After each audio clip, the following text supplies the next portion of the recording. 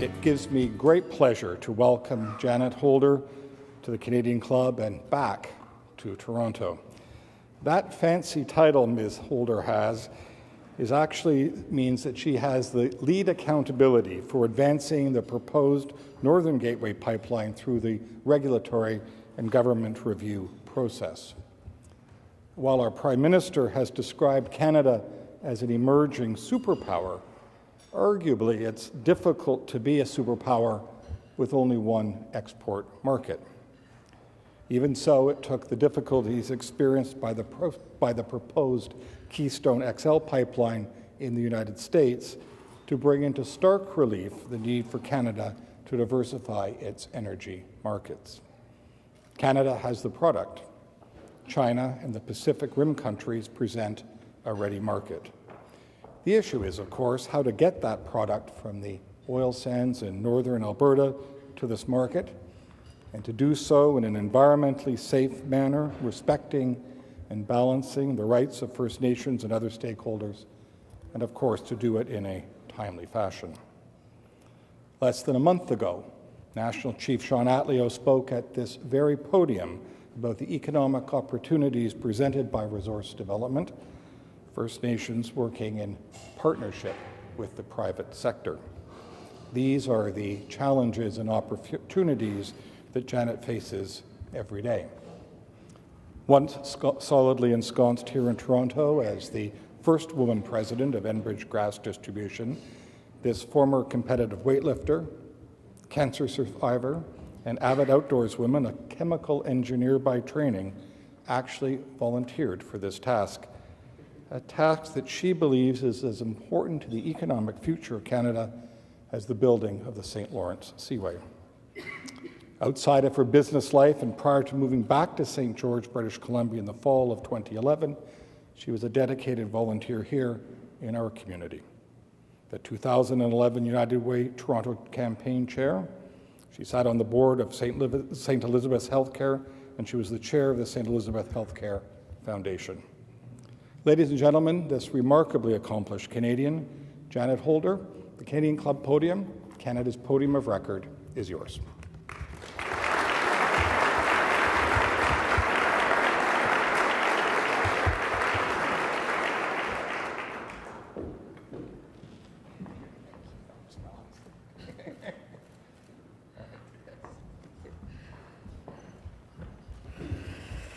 Well, thank you, Jamie, and I'm not sure I have anything much more to say after that introduction.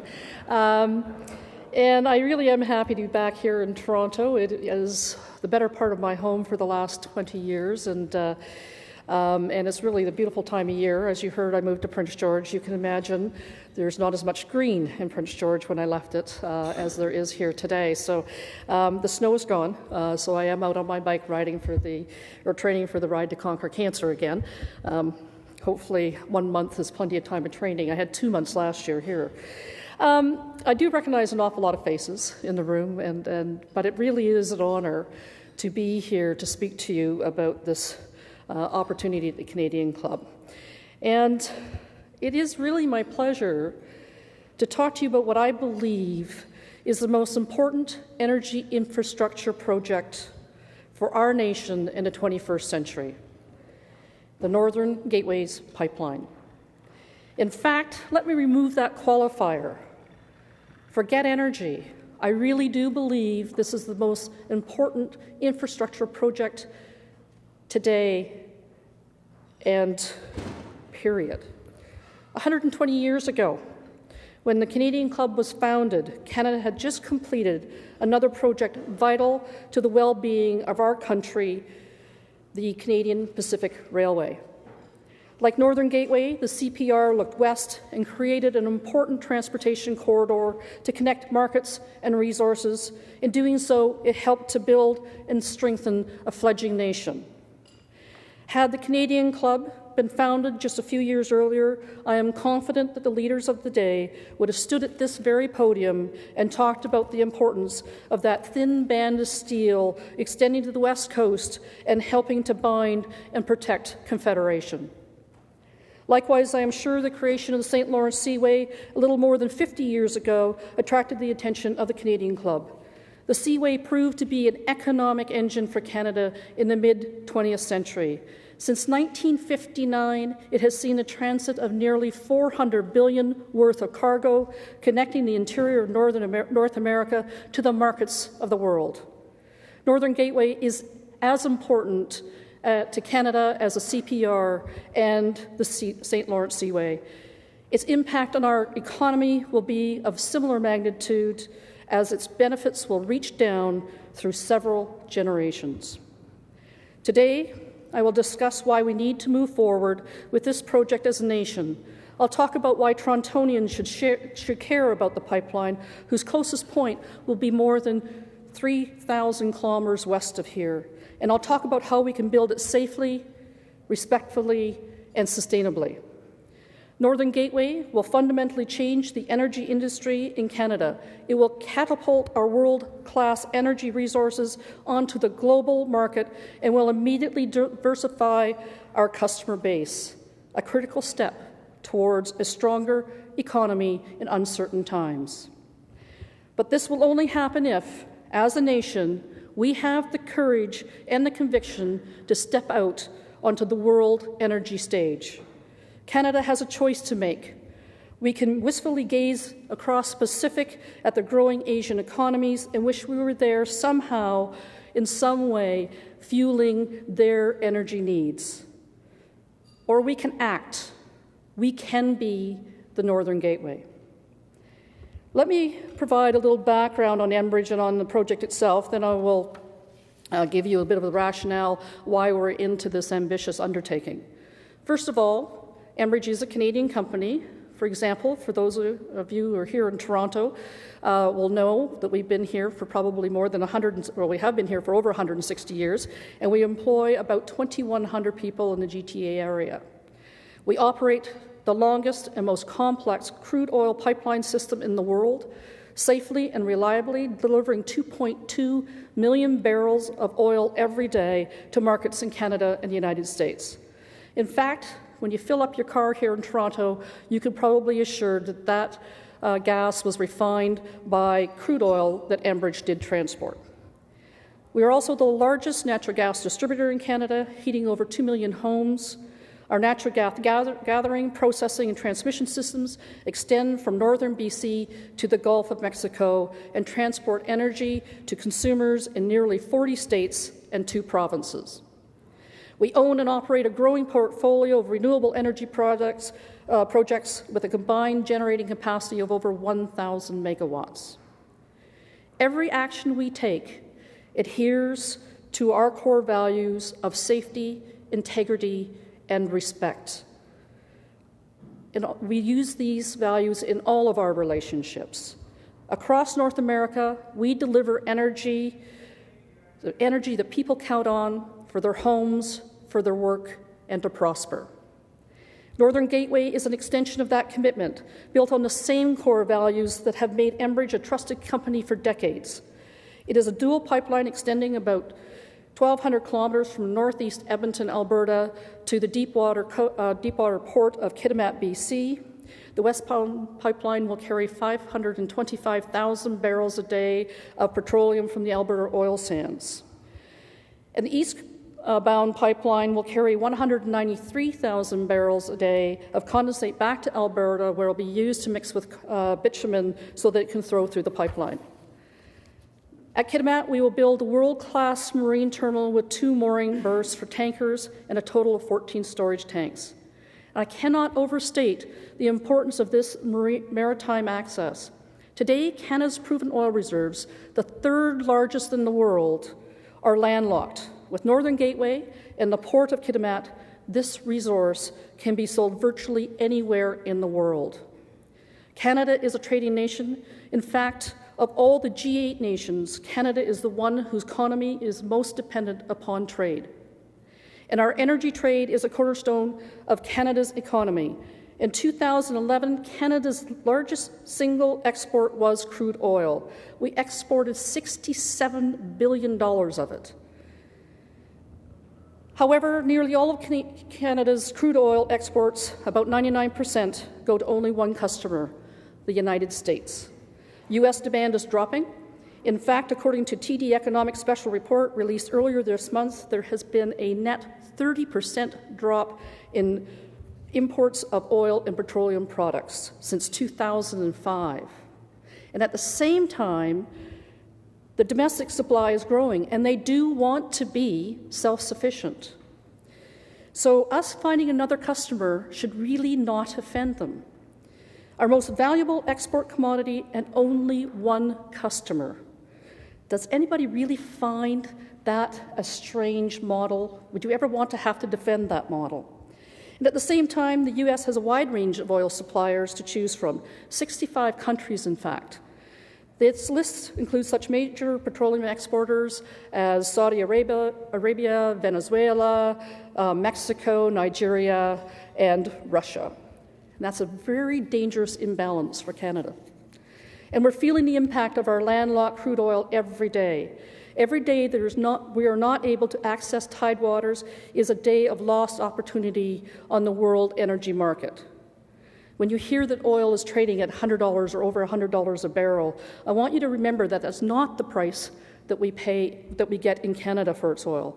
Canada's oil, because it is stuck or landlocked into North America with no outlets to other markets, sells at a discount. Up to $36 was a discount in March. Now, I must explain this discount is not just due to the lack of market diversification, but also due to some bottlenecks in Oklahoma. That's tens of millions of dollars a day and billions of dollars a year of foregone revenue for Canada. Northern Gateway will change that. At a single stroke, it will diversify Canada's energy markets and significantly boost the power of our nation's most important economic engine. Here's what Northern Gateway will deliver. Very conservatively, an immediate $2 to $3 uptick in the value of every barrel coming out of Alberta. That's not just the barrels that will flow on Gateway, but every barrel out of Alberta. Some are suggesting now that that's really too conservative, and the number should be more in line with $6 to $10 a barrel. A diversified market for our most valuable export with access to the energy-hungry economies of the Pacific Rim. A $270 billion contribution to Canada's GDP over a period of 30 years.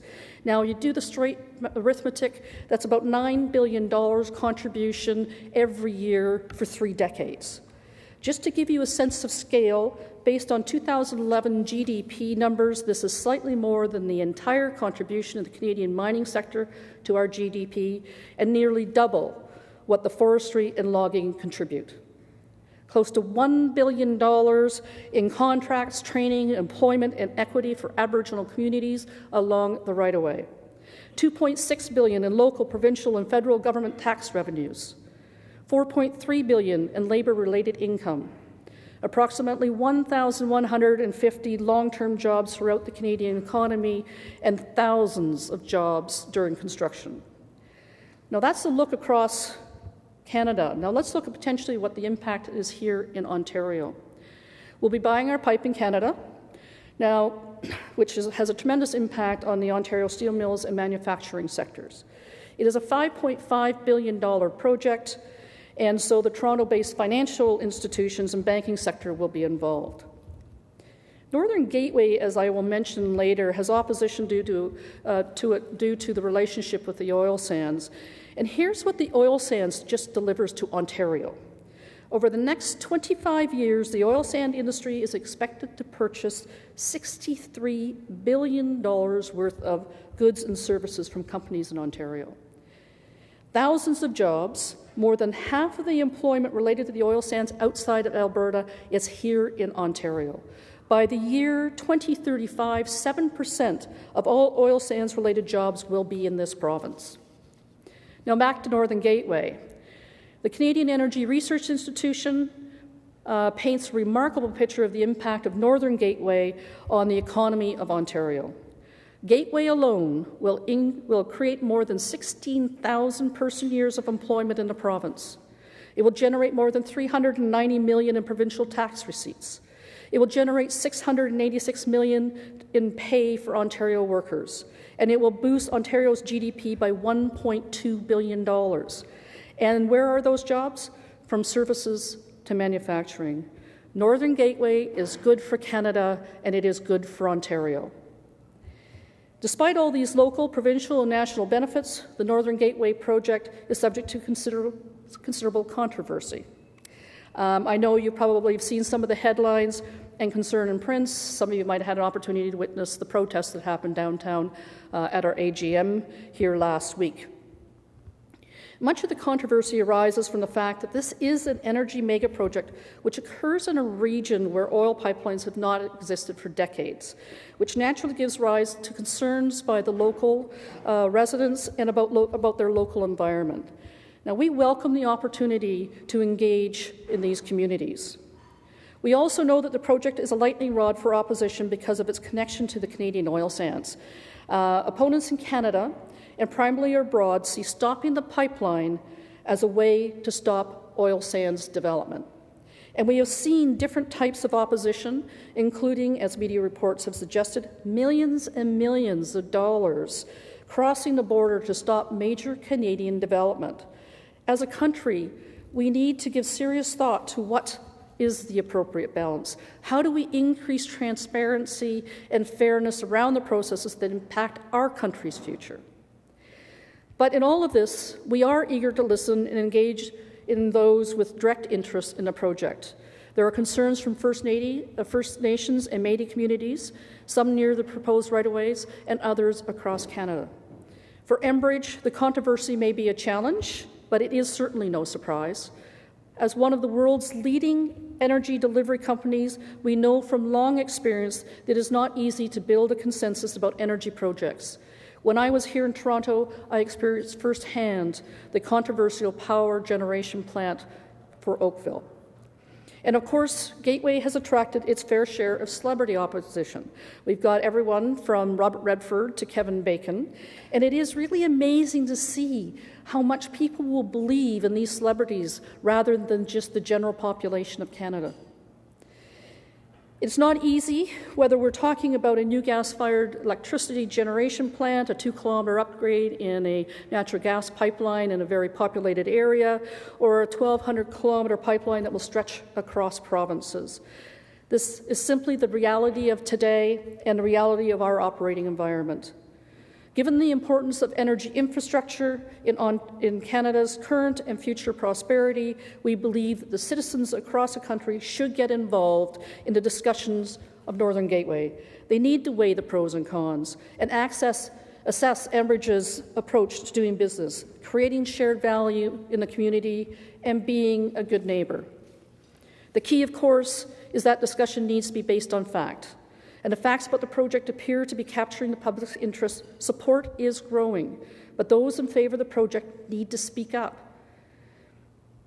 An Ipsos poll of 1,000 BC residents released earlier this year shows that nearly 50% of British Columbians are in favour of the project, about 32% are opposed, and about 20% are undecided. The percentage of those in favour of the project jumps to 55% in the north along the pipeline route. This is a far cry from the majority of opposition that activists claim in BC. It shows that most British Columbians are open-minded and willing to listen. Most importantly, the polls demonstrate the validity of the time-honoured role known as ABC of communications. Awareness leads to buy-in, buy-in leads to commitment. The poll shows that if more people know the facts around Northern Gateway, the more likely they are to support it. We're also seeing that the public's understanding of the importance of energy infrastructure development in Canada is growing. Earlier this month, the Canadian Chamber of Commerce released the results of a poll conducted by Ipsos. The results show that, contrary to how the issue may be represented by opponents of energy projects, the Canadian public has a high level of support for energy infrastructure development. For example, 2/3 of Canadians think it's possible to protect the environment while increasing oil and gas production.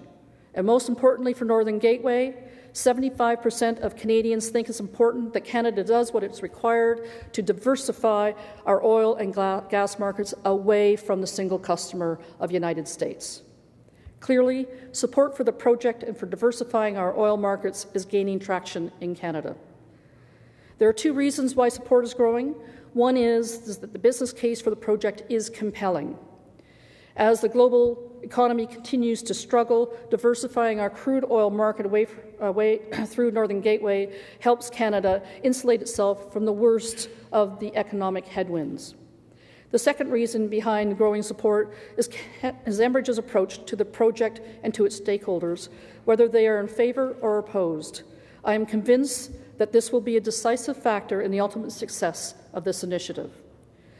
We work hard to be good neighbours and to prove the quality of our character as a company every single day. And we've been consulting with stakeholders, communities, and First Nations along the proposed right-of-way for the last 10 years. We've held 2,500 public meetings, 123 open houses, 150 presentations, and we have talked to over 17,000 people. Our approach is transparent and inclusive. We will talk to any stakeholder and respond to every concern. It's not enough for us to answer the regulatory questions only. We must work to gain the support in the community halls, in the kitchens, in the schools, everywhere along the communities on our right-of-way.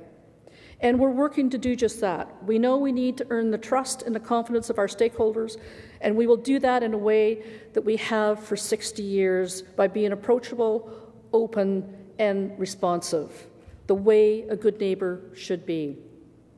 We're also going to great lengths to keep the pipeline and the marine operation safe. And here's a few examples among many.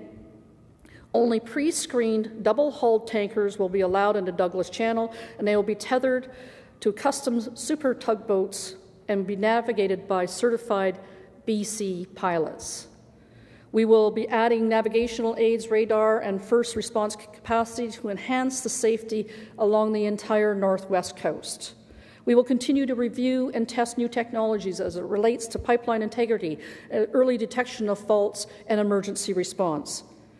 We have already adjusted the proposed routing and waterway crossings based upon the information we have heard from those who are impacted along the proposed right-of-way. The more people learn about Gateway and Enbridge, the more trust they will have in our commitment and ability to build and operate this vital link in Canada's energy supply chain in a safe, reliable, and sustainable way. And don't forget, the pipelines have shown to be the safest, most efficient way to transport oil, and oil tankers currently navigate safely through the Great Lakes and off the east and west coast of Canada.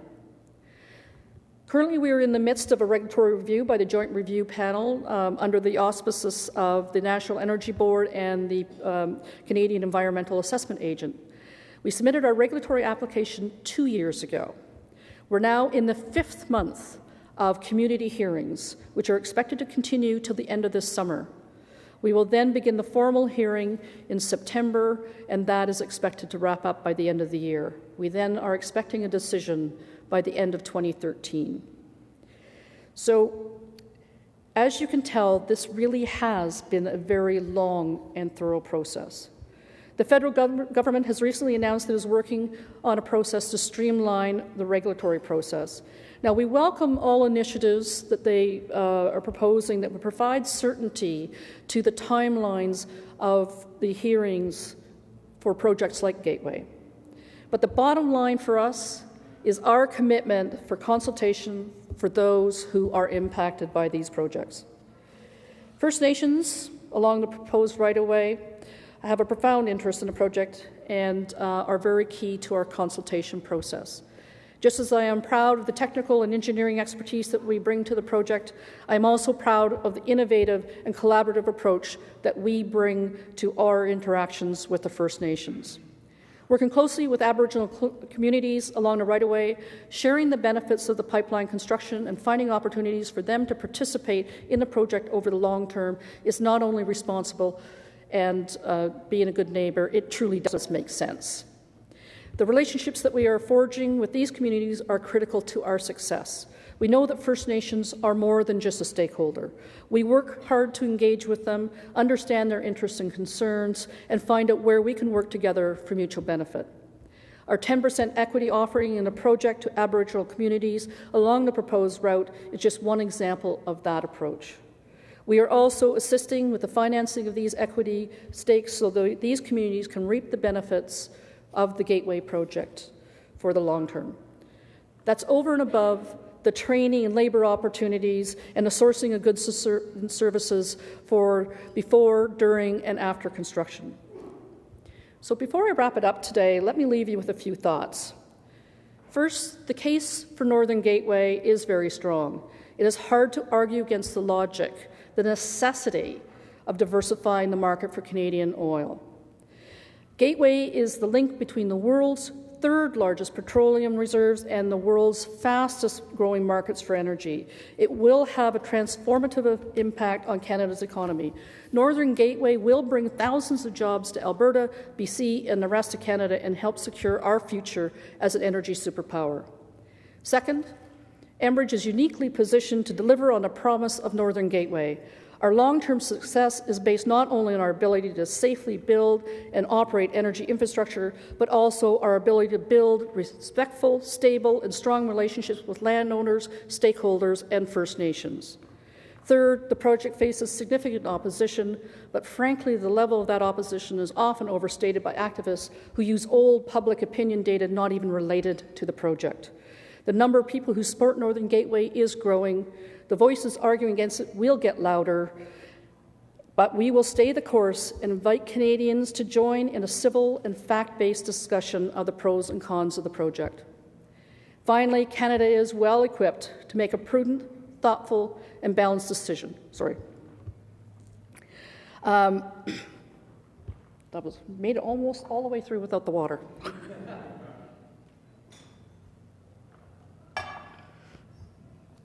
So finally, Canada is well equipped to make a prudent, thoughtful, balanced decision about Northern Gateway and about our energy infrastructure development. Gateway is just one of the examples of the smart, sustainable, and strategic projects Canada can and should undertake to ensure that we get the best value of our natural resources in a competitive world market. I hope my comments here today have been helpful and built support for this game-changing project, and at the very least, I hope I've encouraged you to join in the conversation, and you will find a very lively discussion at our website at northerngateway.ca. So Canada is ready to enter the global energy market, and Northern Gateway is the key to opening that door. And every Canadian, as well as everybody in this room, holds that key in their hands. Thank you very much.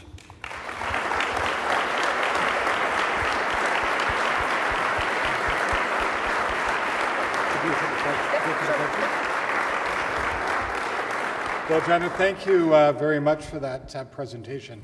I don't know about you, but I'm exhausted just listening to all that you've already got done. I made a mistake. I should have said it in my introduction that Janet offered to take some of your questions.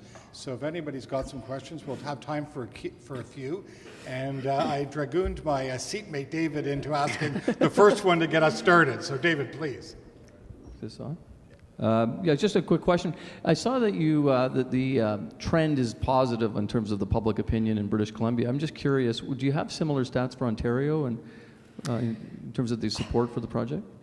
We have Canadian stats, which is definitely stronger across Canada than it is in British Columbia. There are our lowest stats, be the best way to put And the trend is going in the right direction, it sounds like? Yes.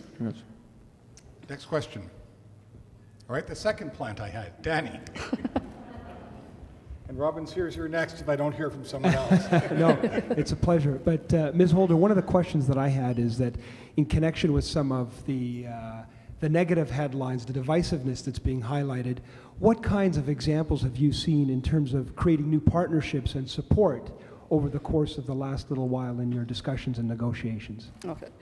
Well, I think everybody probably recognizes First Nations is probably the hottest topic on this project, and you'll hear, if you were listening to any of the media last week at our AGM, that there's huge oppositions from First Nations. But we have 45 First Nations along our proposed corridor. We have signed agreements with 22 of those 45, and we're currently negotiating some further. So we do have First Nation support. But we leave it to them to make the decision on when they are going to publicly come out. So it is still very confidential who they are, but there truly is First Nation support, and that is continuing to grow. Okay, last question to Jim Peterson, Foreign Minister of Trade. Thank you. Excellent speech. Some of the critics are saying that there could be greater value added to Canada if we did refining here. How do you respond to that? I will tell you it is something that it's continually being looked at, but it just does not appear to have the economics that's necessary. We have not built refining in North America since 1976 or something, I believe, like that. So for our purposes, though, the pipeline can take refined products as well as oil. This is not our call to make whether it's going to be refined or not, but I know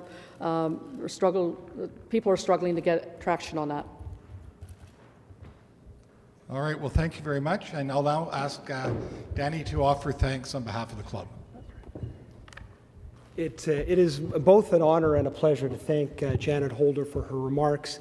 And I don't think anyone will be able to resist your invitation because of your logic and your enthusiasm to participate in this project. And as you were speaking, I was struck by two ideas that I think are to place this or think about this in the broader context of how Canadians we benefit in this future generation of responsible and measured economic development, and that is to play to our strengths, which we're fortunate to have in the energy sphere, and secondly, to build on our tradition of trade, which we've been fortunate enough to have leaders in our history that have taken us from a traditional and historic relationship with Europe and the UK to this generation, the United States, and now to beyond, to these new markets in Asia and globally across the world. And you, Ms. Hilder, are truly a reflection of that, and we are grateful to have you with your determination and your experience in that position to take us in this new generation. Thank you very much on behalf of all of us in the Canadian Club.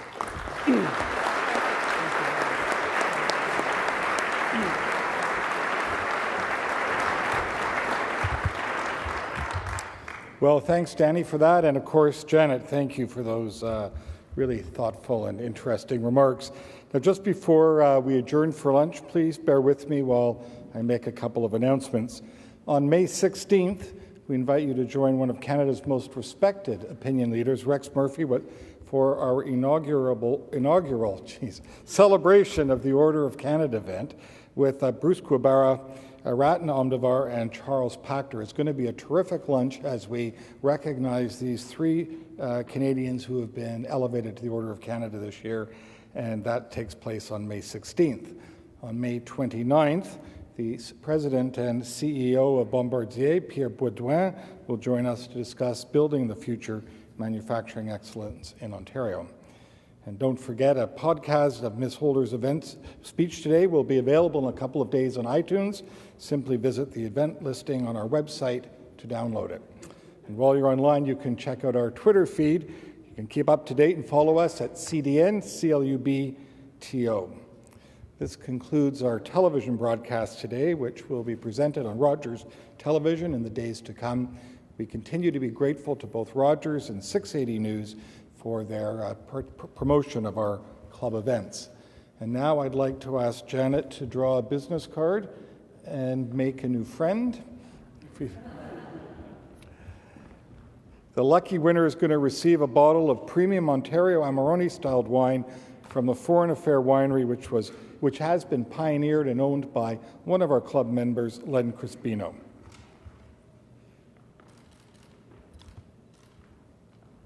Thank you. And the winner is, ladies and gentlemen, Premier Ernie Eves, Vice Chair of Enterprise Canada.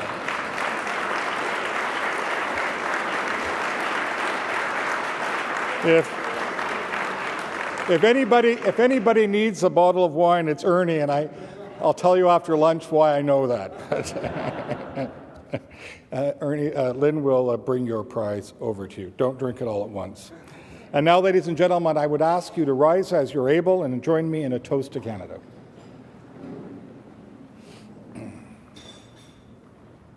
To Canada. I hope you enjoy your lunch.